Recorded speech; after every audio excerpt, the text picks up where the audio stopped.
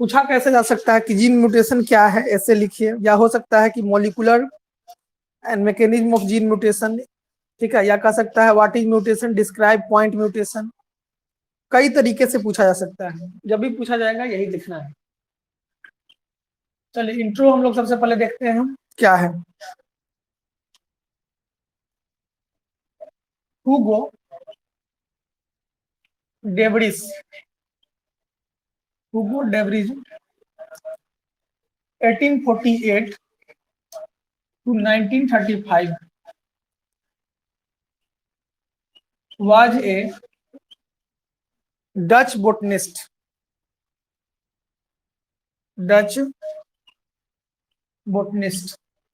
Dutch के रहने वाले थे, डच देश है, वहां के जंतु वनस्पति विज्ञान के व्यक्ति हैं। He proposed the word, he proposed the word mutation. इन्होंने ही सबसे पहले म्यूटेशन वर्ड दिया था। First of all, first of all in 1902, 1902 ईस्वी में। He used this word to describe the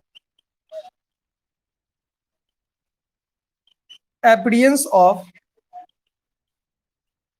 large discontinuous variation, that is appearance of large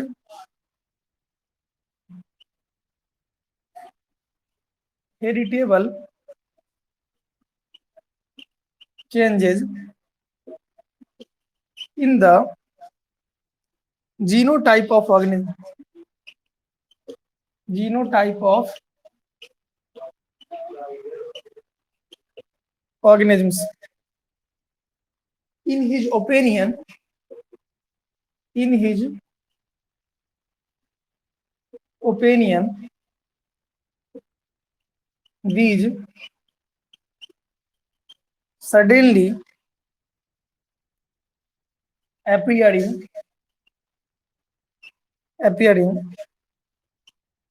large heritable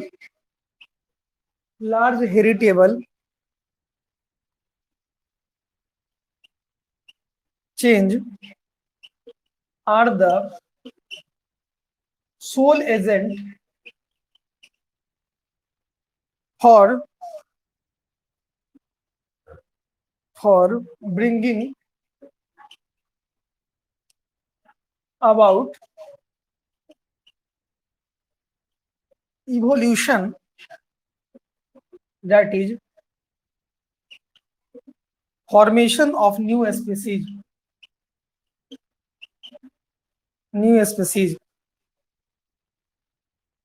He concluded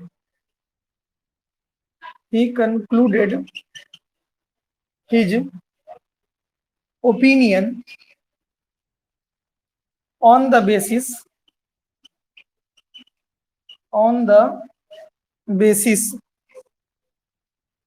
of observation on evening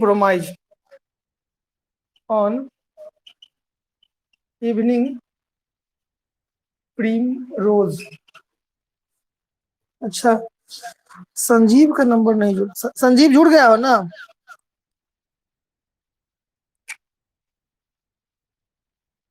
करा तो नहीं जुड़ रहा है, इसलिए पूछे।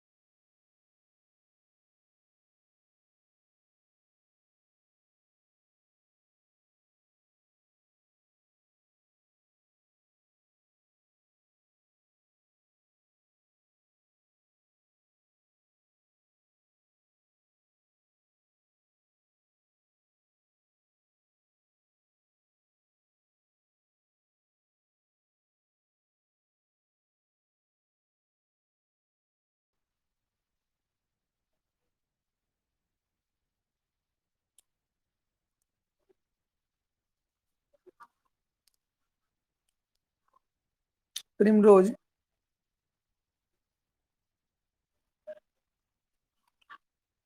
ओनियोथेरा, लेमार्किना,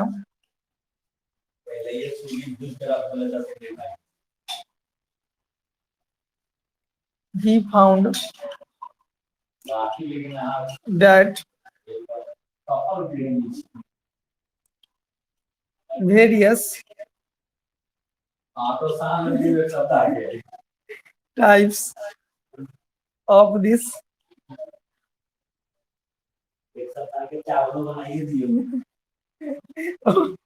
ornamental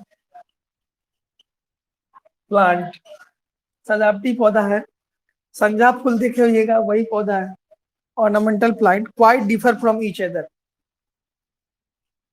quite differ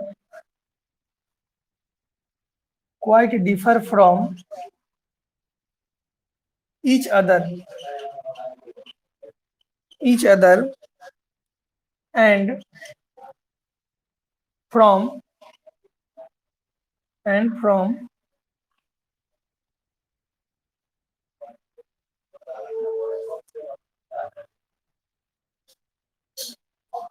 parental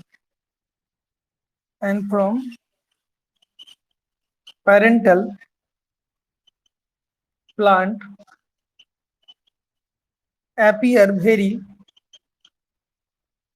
frequently in the wild state.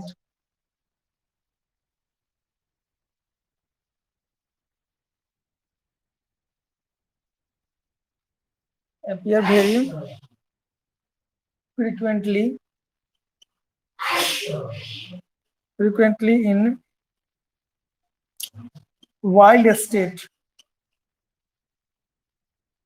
He published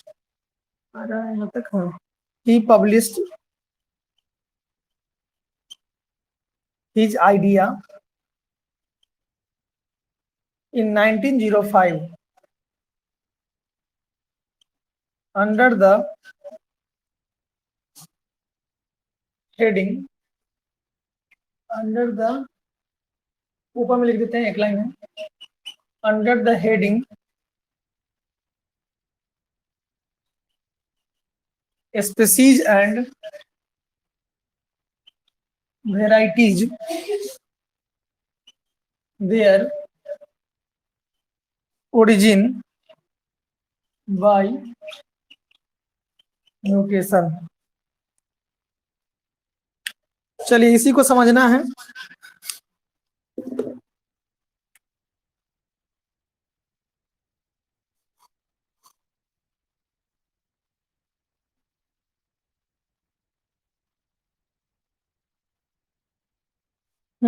क्या कह रहा है हुगो डेब्रिज 1848 से कब तक 1935 तक was a Dutch botanist, Dutch के रहने वाले हैं और वनस्पति विज्ञान के अच्छे जानकार है। ही प्रपोज द वर्ड म्यूटेशन, उन्होंने सबसे पहले शब्द जो दिया वो म्यूटेशन दिया। फर्स्ट ऑफ ऑल इन 1902, कब दिया? 1902 ईस्वी में सबसे पहली बार। He use this word to describe the appearance of large discontinuous variation. इन्होंने इस वर्ड को दिया और कहा कि वेरिएशन होता है, लेकिन वेरिएशन का मतलब होता है बदलाव, और डिसकंटिन्यूअस वेरिएशन का मतलब हो गया कि बदलाव जो होगा थोड़ा थोड़ा होता है, लेकिन यह कब होगा? डिसकंटिन्यू फॉर्म में होगा, मतलब रेगुलर वे में नहीं होगा, डिसकंटिन्यू फॉर्म में होगा। That is appearance of large heritable change, जिसके वजह से क्या चेंजिंग आएगा? बृहत स्तर पे चेंजिंग आएगा। और कैसा चेंज होगा? हेरिटेबल चेंज होगा, मतलब अनुवांशिक तौर पे चेंज होगा। किसमें होगा? इन द जीनोटाइप ऑर्गेनिज्म, किसी भी जीव के जीन में चेंजिंग होगा, जो इंटरनल कैरेक्टर है उसमें चेंजिंग होगा। इन हिज ओपिनियन, उनके ओपिनियन के अनुसार, these suddenly appearing large heritable change are sole agent for bringing about evolution. अगर इसी में चेंजिंग अगर बहुत बृहत स्तर पे हो जाता है तो हम कह सकते हैं कि यह इवोल्यूशन के लिए एक मौका है, इवोल्यूशन के लिए तरीका है कि मान लीजिए एक ही बार ऐसा बदलाव हो गया, तो कोई कई बार ऐसे बदलाव होते हैं जिस बदलाव की वजह से चेंजिंग बहुत बेहतर देखने को मिलता है। मतलब हम जैसा चेंज चाहते नहीं है, लेकिन अचानक इतना ज्यादा चेंज हो जाता है। जैसे मान लीजिए कि सबके पास 5 उंगली हो रहा है, एक 6 उंगली हो गया, तो ये तो सबसे अलग कर दिया सबको। बाल है सबका, घर में बाल काला है, किसी का भूरा हो गया, तो यह तो बहुत ज्यादा चेंजिंग ना हो गया। और जब बहुत ज्यादा चेंजिंग किसी ऑर्गेनिज्म के अंदर देखने को मिलता है, या बहुत ज्यादा चेंजिंग दिखता है किसी ऑर्गेनिज्म के अंदर, तो ऐसे चेंजिंग ही क्या कहलाता है? इवोल्यूशन, म्यूटेशन कहलाता है। हाँ, धीरे धीरे वेरिएशन हो रहा है, धीरे धीरे बदलाव हो रहा है, तो वो तो हम कहते हैं कि उसको वेरिएशन कह रहे हैं, ठीक है। धीरे धीरे बदलाव कई वर्षों तक हो रहा है तो उसको इवोल्यूशन कहेंगे। लेकिन एक कुछ ज्यादा ही चेंजिंग जीनोटाइप में हो जाए तो उसी को हम लोग म्यूटेशन के नाम से जानते हैं। म्यूटेशन के नाम से उसी को हम लोग जानते हैं। अब आगे देखते हैं। That is formation of new species, जिससे नए स्पीसीज का निर्माण होगा। ही कंक्लूड हिज ओपिनियन, उन्होंने अपने ओपिनियन को कंक्लूड किया, निष्कर्ष पे पहुंचा। On the basis of observation, पूरी जांच पड़ताल करने के बाद किस पे काम किया? तो इवनिंग प्रोमिरेज, जो संध्या फूल होता है उस पे काम किए। कुछ और भी सजावटी पौधे, ऑर्नामेंटल मतलब सजावटी प्लांट, करोटन वरोटन जो होता है वो, ठीक है। Quite differ from each other, ये थोड़ा बहुत एक दूसरे से डिफर था, अलग था, ठीक है। And form parental plant appear very frequently in wild state, और देखा कि बहुत सारे इसके जो वंशज है वह वाइल्ड स्टेट में है। वाइल्ड स्टेट में तो जंगली तरह के, लेकिन उसमें बदलाव हो गया है जो हम लोग के साथ आज भी उपलब्ध है। ही पब्लिश्ड इन आइडिया इन 1905, मतलब खोज का काम बहुत पहले से चल रहा था, 1935 में तक चला है, लेकिन 1905 ईस्वी में खोज का काम 1848 से चल रहा था। लेकिन एक आइडिया उनको मोटा मोटी तौर पे मिल गया। हेडिंग, उन्होंने हेडिंग दिया उसका नाम species and varieties their origin of by mutation, ठीक है। अगर किसी स्पीसीज में या वेराइटी में ज्यादा अगर चेंजिंग आता है, वही शुरुआत क्या है? म्यूटेशन का है, उत्परिवर्तन का है। किसी भी ऑर्गेनिज्म के अंदर अचानक होने वाले बदलाव ही उत्परिवर्तन के नाम से जाना जाता है। चलिए, तो ये हो गया, सब लोगों का हो गया है।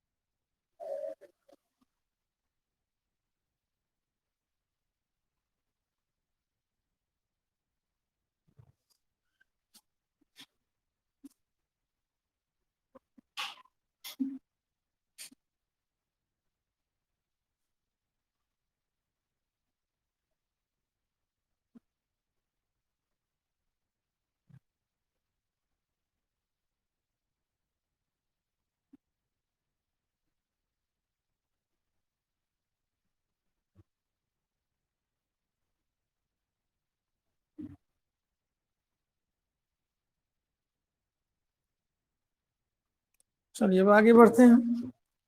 अब कह रहा है बिसाइड इन प्लांट्स, प्लांट के बाद beside in plants in it has been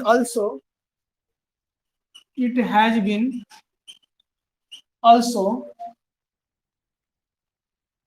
ex ex implant amplified ex amplified in certain animal। जब पौधा पर काम हो गया तब इसने अब एनिमल पे अपना प्रयोग करना, सर्टेन एनिमल सच है। अब उसके बाद उनको क्या क्या निष्कर्ष मिला उसको देखते हैं पॉइंट वाइज। दो बात पर उन्होंने जोड़ दिया। एक पॉइंट था सर्टेन मतलब अचानक, appearance of short legged मतलब छोटा पैर वाला,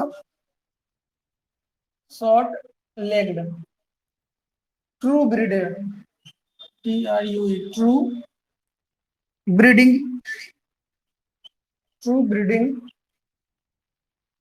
लैम्ब, भेड़ होता है शायद, named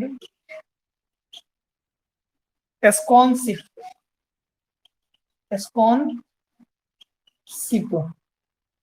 in 1891, 1891 in the flock of a farmer in England. तो पहला उन्होंने काम किया, पहला चीज जो अपने म्यूटेशन को देखने का काम किया वह छोटा पैर वाला या छोटा ब्रीडिंग वाला लैम्ब को मतलब देखा, भेड़ में देखा और उसका नाम रखा एस्कॉनशिप। कब ये काम हुआ? 1891 ईस्वी में। ठीक है, कहाँ के फार्मर के का वो भेड़ था? तो इंग्लैंड के फार्मर का वो भेड़ था, उस पर उन्होंने काम किया म्यूटेशन को समझने के लिए। Next, production of hornless, hornless का लेस का मतलब बिना सिंग वाला, hornless cattle from a normal cattle in 1889। ठीक है, प्रोडक्शन ऑफ हॉर्नलेस, एक नॉर्मल जिसके पास सिंग हुआ करता था, उससे निर्माण किसका किया?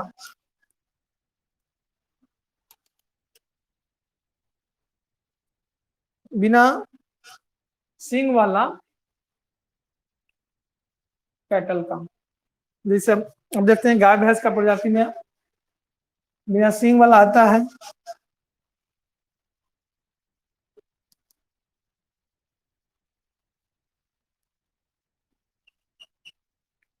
once the study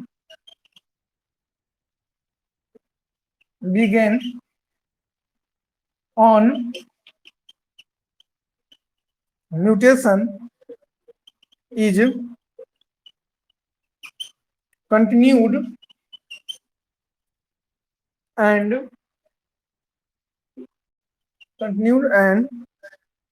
various modes of its occurrence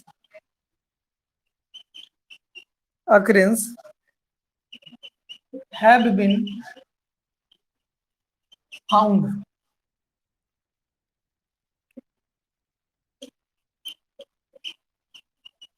Established facts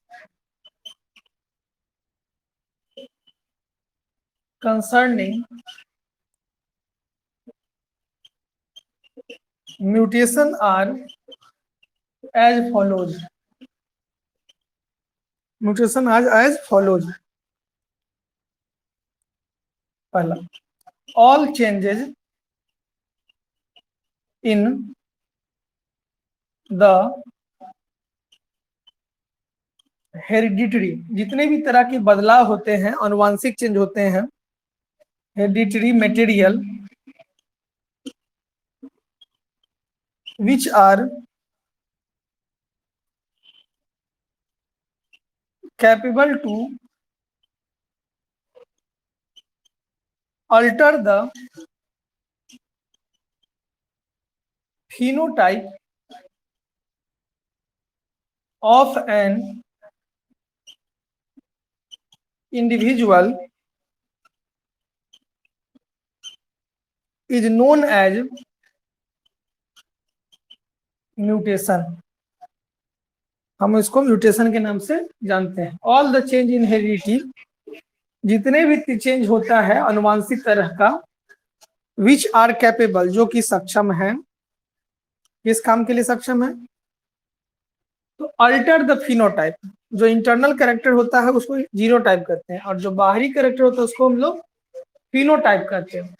तो अगर जितना भी तरह का मटेरियल है जो अनुवांशिक है, वो आपके बाहरी गुणों को बदलने में सक्षम होता है। अर्थात इंडिविजुअल के अंदर म्यूटेशन लाने के लिए हेरिडिटी के अलावा कुछ एक्सटर्नल फैक्टर भी जरूरी होता है, ठीक है, जिसको हम लोग म्यूटेशन के नाम से जानते हैं। जो बदला हुआ रूप आपको मिलता है वह म्यूटेंट वैरायटी होता है, अर्थात म्यूटेशन के प्रोसेस में आ जाता है। ऑल चेंजेस या ऑल यहाँ तो वगैरह लीजिए, the process through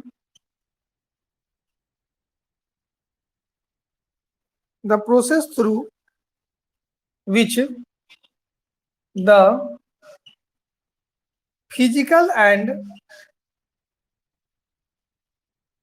mental traits of parents are transmitted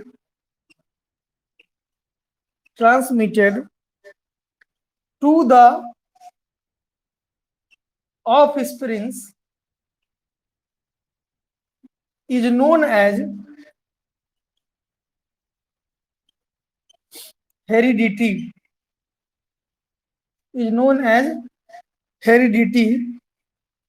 And factor involved in this is known as hereditary material.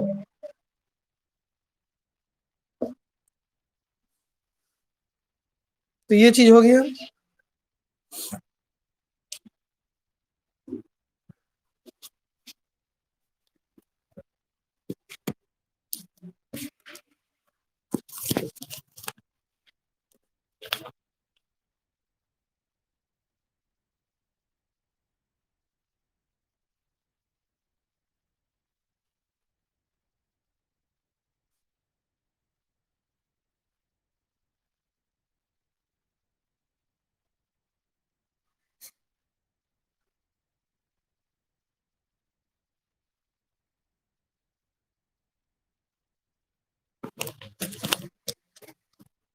हो गया।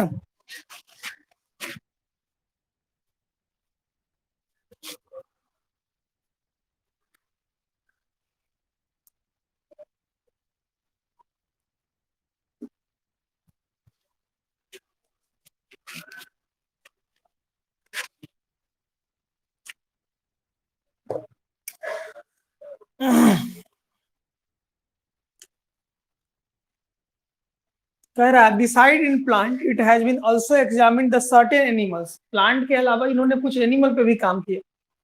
Sudden appearance of short leg true breeding lamb. ठीक है, अचानक जो होता है छोटा पैर वाला जो ब्रीडिंग लैम्ब होता है जिसको एस्कॉन शिप कहते हैं। 1891 ईस्वी में the flock of farmer in England. ठीक है, इंग्लैंड का जो फार्मर है, ठीक है, उसमें यह देखने को फार्मर के जो भेड़ था उसमें देखने को मिलता है। दूसरा, प्रोडक्शन ऑफ हॉर्नलेस कैटल, किसी भी जीव के अंदर जो बिना सींग वाला जो बच्चे जन्म लेते हैं जानवरों का, गाय का या बकरी का या भेड़ का, इसके बारे में भी एग्जामिन किया गया और बताया गया कि ये भी म्यूटेशन है। Once the sudden began a mutation is continuous and various mode of its occurrence have been found, established fact concerning mutation as followers. ठीक है, कहा गया कि इस तरह के बहुत तरह के एक्सपेरिमेंट किया गया, लगातार एक्सपेरिमेंट पे एक्सपेरिमेंट होता रहा, लेकिन कुछ फैक्ट पे पहुंचा गया। क्या फैक्ट था? All changes in heredity material, जितने भी अनुवांशिक मटेरियल में जो चेंजिंग आता है, बदलाव जो आता है, विच आर कैपेबल, जो कि सक्षम है, टू अल्टर द फिनोटाइप, किस काम के लिए? फिनोटाइप को बदलने के लिए, बाहरी गुणों को बदलने के लिए।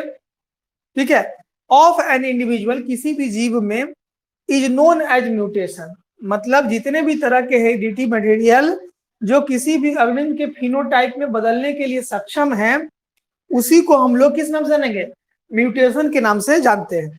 अब आगे देखिए, the process through which the physical, एक ऐसा प्रोसेस जिसमें फिजिकल मतलब बाहरी, एंड मेंटल मतलब मानसिक, और parent are transmitted to the office. ये तो हम जानबे करते हैं कि माँ बाप का जो गुण होगा वो बच्चा में चला जाता है एज ए हेरिडिटी, अनुवांशिकता के रूप में। एंड फैक्टर इन्वॉल्व, और जो फैक्टर इन्वॉल्व होता है उसी को हम लोग हेरिडिटी मटेरियल्स के नाम से जानते हैं। अनुवांशिक मटेरियल की मतलब ये माँ बाप का लक्षण है तो बच्चा में आगे करेगा। तो ऐसे फैक्टर के बारे में कहा जाता है।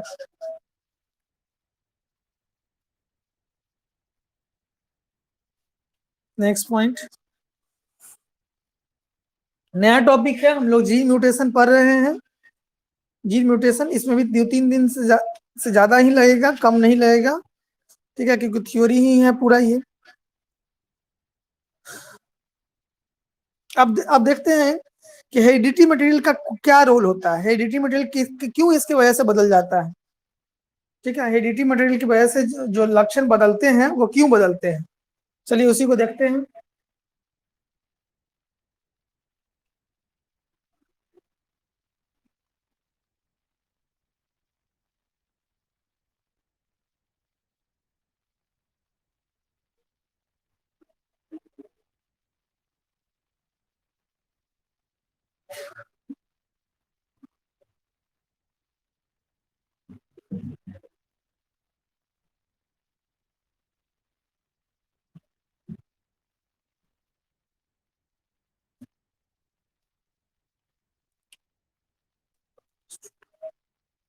As role of as role of hereditary material is played by DNA. जितना भी अनुवांशिक गुणों में परिवर्तन होता है या तो वो डीएनए की वजह से या जीन की वजह से होता है, which is located in the chromosomes. This is duplicated every time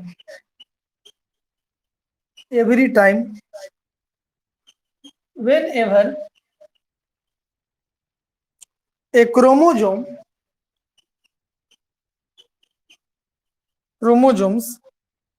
is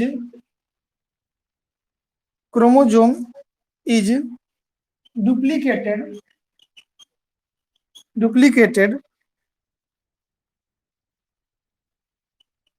during the cell division. ये जो फोटोकॉपी तैयार होता है यह सारा काम कोशिका विभाजन के दौरान होता है। So any change in DNA, अगर बदलाव डीएनए में आएगा या जीन में आएगा, sequence in the chromosome or change in the number of chromosome by any error or mistake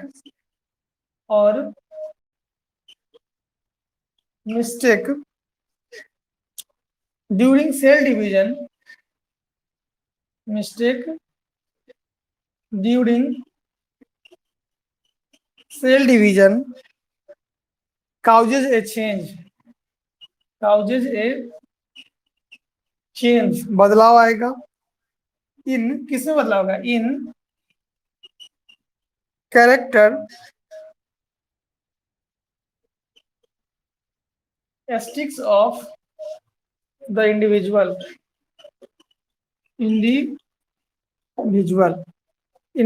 के कैरेक्टर में परिवर्तन ला देगा।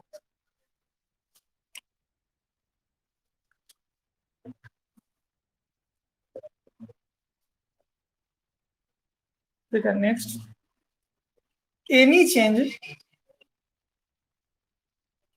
चेंज इन स्ट्रक्चर अगर आकृति में किसी भी तरह का चेंज होता है तो किसके आकृति में, तो जीन के स्ट्रक्चर में एंड क्रोमोजोम की संख्या में as well as a number. मतलब करा कि म्यूटेशन होने के लिए क्या क्या चीज जरूरी है, तो ये सब चीज जरूरी है। जीन के स्ट्रक्चर में, क्रोमोजोम के संख्या में changing,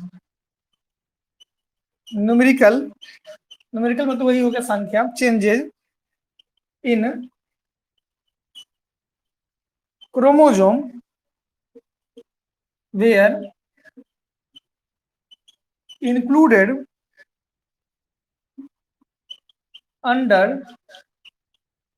mutation but with the development of genetical science in modern days। ठीक है, द टर्म म्यूटेशन, जो शब्द है म्यूटेशन, इज यूज्ड, इसका उपयोग specify only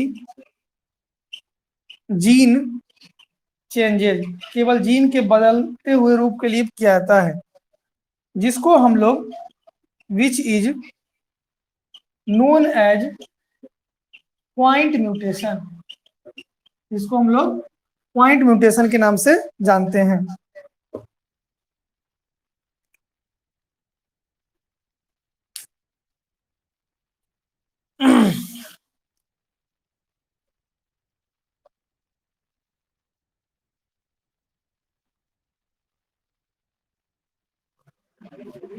next, mutation may occur in the chromosome and gene of either reproductive और somatic, reproductive और somatic cell at most of the heritable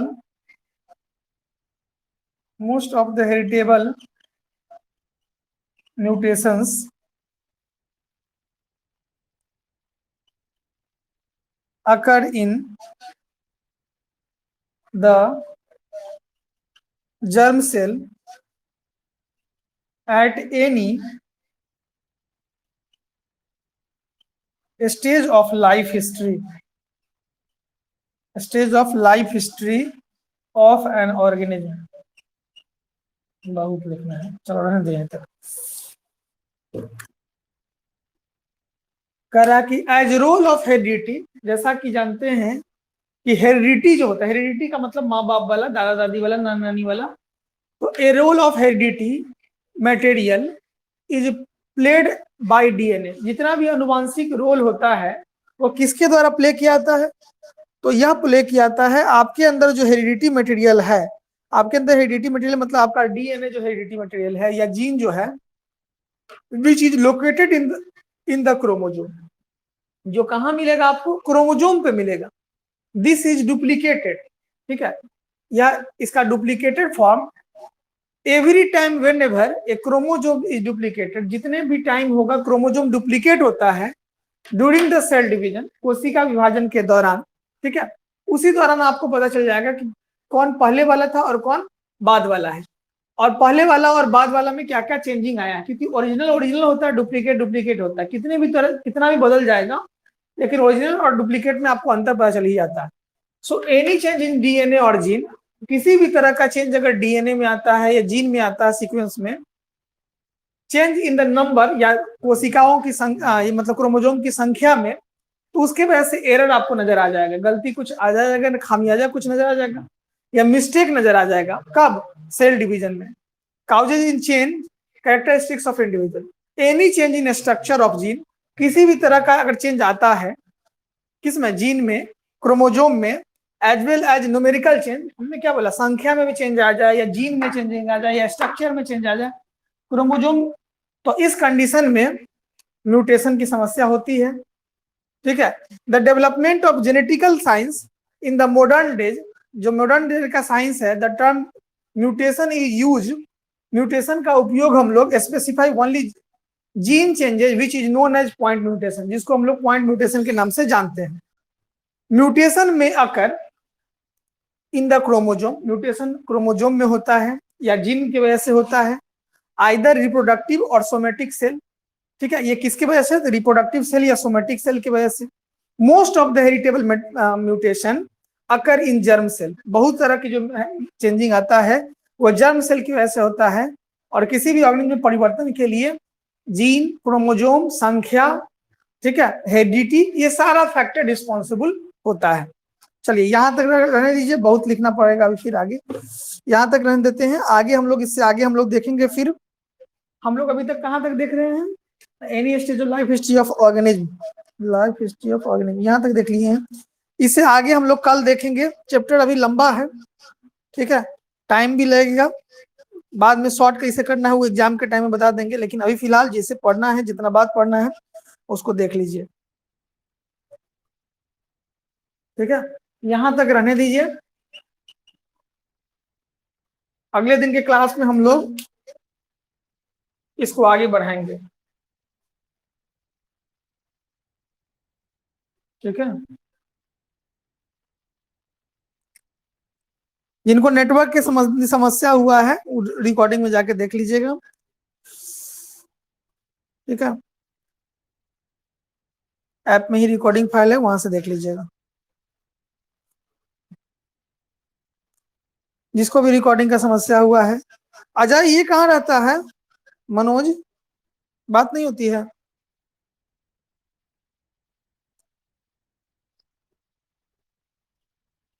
आए क्लास करने करता है, मैसेज आते रहता है ना उसका नाम से, जुड़ा हुआ है तो उसका मैसेज अवे करेगा। कहिएगा क्लास करेगा, ठीक है, कम से कम अटेंडेंस भी रहेगा ना, तो उसमें दिक्कत नहीं होगा। अटेंडेंस कम होता है तो दिक्कत होने लगता है। तुलसी का भी मैसेज आ रहा है इसी तरह से। चलिए यहाँ तक हम लोग देख रहे हैं। अभी हम लोग का 2-3 टॉपिक, 4 टॉपिक बाकी है, तो हम लोग इसी जेनेटिक्स को देखेंगे जब तक लॉकडाउन नहीं खुलेगा। लॉकडाउन खुलेगा ही नहीं, अभी सितंबर तक सोच लीजिए, तब तक हम लोग का सिलेबस खत्म होगा, और सिलेबस जब खत्म होगा तो आपको एग्जाम का घोषणा कर देगा। ठीक है, इसलिए हम लोग टाइम से पहले तैयार कर लीजिए। ऐसे पेपर में घूम रहा है, वायरल हो रहा है कि हाँ परीक्षा लेंगे, लेकिन उसका कोई ठिकाना नहीं है कि सही है या गलत है, पिछले साल वाला हाल ना बन जाए। इसलिए हम लोग अपना तैयारी जारी रखेंगे, किसी भी तरह का दिक्कत नहीं करेंगे। जो पढ़ रहे हैं वो पढ़ते रहेंगे। जेनेटिक्स में 2-3 टॉपिक रह जाएगा, उसके बाद फिर नया चीज हम लोग देखेंगे। बायोमेट्री हो ही गया है, उधर सेल हो ही गया है, तो एक एक सेक्टर में रह गया है। तो अब हम लोग को ज्यादा नहीं कुछ ये है, मोटा मोटी 10-15 को, 10-12 को टॉप चैप्टर और पढ़ना है। ठीक है, तो मिलते हैं हम लोग कल।